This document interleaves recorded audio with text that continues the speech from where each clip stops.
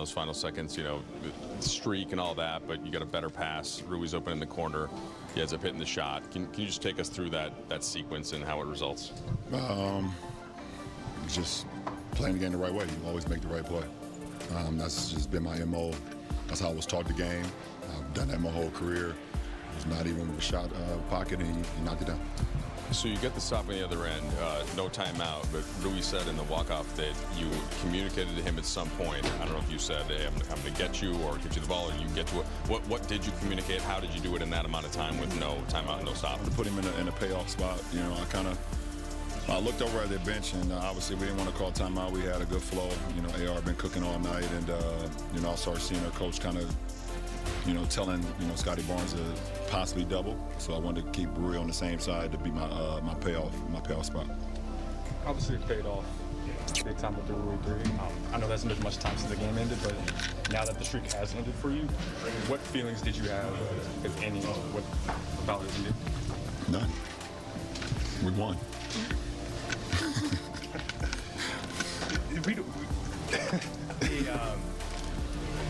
The general kind of offensive flow for you in the game when it came to getting your shot and stuff like that, how did it feel out there?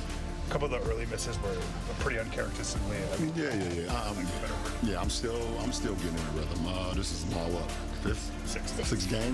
sixth game. Like I said, it's obviously well documented. I've never missed a whole training camp in a whole preseason before, and then let alone miss the first 14 games of the regular. So I'm still, you know, figuring out my rhythm, figuring out, you know, everything as far as offensively. You know, not knowing I can still make an impact on the floor when I'm out there, but, you know, still trying to fill it out. You know, you're 2-0 in the last two games. You guys, you haven't scored 10 points. I won't make that a habit, though. But, like, listen, man, you guys know, the guys have been around me for 8 years. This is my 8th year here. I've been covering my career. You know, I'll just make the right play. That's all that matters. Win, lose, or draw. You make the right play. The game guys will always giving back to me, no matter if it was a win or loss or whatever. That's just how I was raised, and that's how I always play the game. JJ was saying that he remembers, like, earlier in the career when you would get criticized, right, for making that pass instead of taking the shot. And I guess that collectively basketball has advanced some. You probably won't get a lot of critique for making that pass, but have you seen that evolution of it, and can you kind of remember back to those times and just sticking? Excuse me, my whole life I've just played the game that way. I've taught the game that way. And I've won at every single level I've played at by playing the game that way. So there was no reason for me to ever change. Once I got to this level, it doesn't change. Basketball is basketball. I saw you before the game embrace Brandon. I was just curious if how you feel about him kind of finally, you know, settling into a spot here and playing as well as he's been playing. B.I.'s unbelievable talent. You know, I had him my first year in L.A. obviously, and he was a young stud then. But you know, as much, you know, seasoned vet now, super mature now. His game is mature. He's gotten better and better, and I love to see him thrive. All the guys that I played with, especially my first year, I love seeing, you know, him, you know, Caruso, you know, Zoe, you know, Josh Hart. I mean, Zubek, like all the guys. And I'll just name a few of them. You know, these guys are. It's great to see them play the game the right way, and they've been balling. You know. You've talked about this before. The fans in Toronto, you've talked about this before, but it sounded like half the stadium was cheering for you. They're amazing. I love it. I don't know how many games I have left here in this building, but these fans are unbelievable. This city is unbelievable. Always welcome me with open arms. Either if I was coming here to play a basketball game or just coming here to visit. I've always loved and appreciated the fans' support here, man. They're one of a kind for sure. Obviously been a supporter of Austin, but even for you, has it surprised you at all that he's been able to carry like this usage and to produce this way and be this efficient at this usage, or is it kind of what you expected of him? It's not surprising me. I've seen his sort to be consistent. You got to put the work in, and he's done that. So I'm not surprised. I'm super happy for him. Appreciate it. Yep. LBJ giving high praise right there to Austin Reaves about the talent and the preparation that comes with it when you put in the hard work, and that opportunity has been there for AR, and he's taken advantage of it. But let's talk about LeBron quickly before we go to the highlights. Listen, he's well aware of that streak, and now you can put it to bed and start something new. But I loved what he said about being in the business of winning basketball games. And from the moment he stepped on the court, as an 18-year-old, he's been making the right play.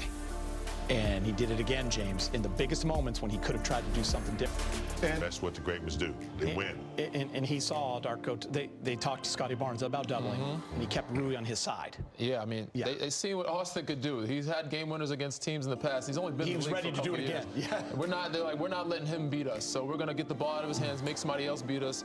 They send Scotty. Bron, he knows the game before it's happening. What's happening? His IQ is always going to be there. Whether his body is or his shot is not going to be there, his IQ is always going to be there. And time again, I can't reiterate it enough. He always makes the right pass, the right play, right pass at the end of games, regardless of what the time and score is or who people think he should shoot it every time. He does not care. Again, I've been on the receiving end of it. Carmelo, Rui, there's a bunch of guys, teammates that he's passed to. Kevin Love, Kyrie. He's not afraid to make the right play and get the criticism for not taking the last shot. All right, Austin, that last sequence, first of all, so you get the stop, and LeBron said that you kind of expected what's going to happen. They're probably going to fire on you, and he had kind of guided Rui to a certain spot. Can you take us through from your perspective when to get rid of the ball, and then just watching LeBron kind of make that decision, even with the whole knowing that the double-digit thing, to the extent that he cared about it, if at all? Yeah, I ain't gonna lie, I'm gonna throw myself under the bus here. We got the rebound. I think Bron tossed it to me, and I'm dribbling it up the court.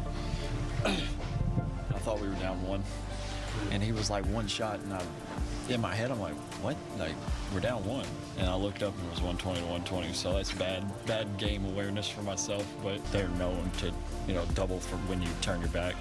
So just trying to get Bron the ball in a situation that, he's been in a million times. And for all the people that's killed him his whole career for making the right play, if he shot that one, they would have said to pass it. If he passes it, they're going to say to shoot it. So, you tip your hat to a guy that just cares about winning and making the right play. And that's what he's done his whole career. So, thankful for him. Obviously the 10-point streak ends, but I guarantee if you ask him, winning's more important than points. You had the buzzer beater at Minnesota, obviously a team-building moment. Tonight it's Rui. What are those moments like, and this time for you getting to celebrate a teammate? Oh, it was awesome. I think I almost put him in a chokehold. Those are pure joy moments. We spend all year together, basically. Like I said, you're with each other 24/7, and to see someone like that succeed, anyone on our team is very cool. And he came in here and he was like, "Bro, that was crazy." He was like, "I knew before." When the play started, he was like, I had a feeling the ball was going to come to me. So he was ready. It looked good off his hand, and thankfully made it. And you're averaging over 40 in the 4 games you played without Luka. What kind of text do you expect to get about that? Luke, I don't know if he might be asleep right now. I don't know, Luka, please hurry back. I miss you, my brother. When LeBron he's always said, I always want to make the right play, I'll always pass. What kind of tone does that set for his team, his teammates, people who play around him? Just that kind of mindset. Yeah, when you have the greatest player in the world, or the greatest player to ever touch a bat, obviously he's going to make, bad mistakes. Everybody in the room's going to make bad mistakes, but it's not off of trying to. Everything he does is pure. And when you have someone like that, everybody's got to fall in line. If you don't fall in line, you look. Y'all heard him. When you don't fall in line with someone like that, then you look crazy. So you tip your hat to a guy like that.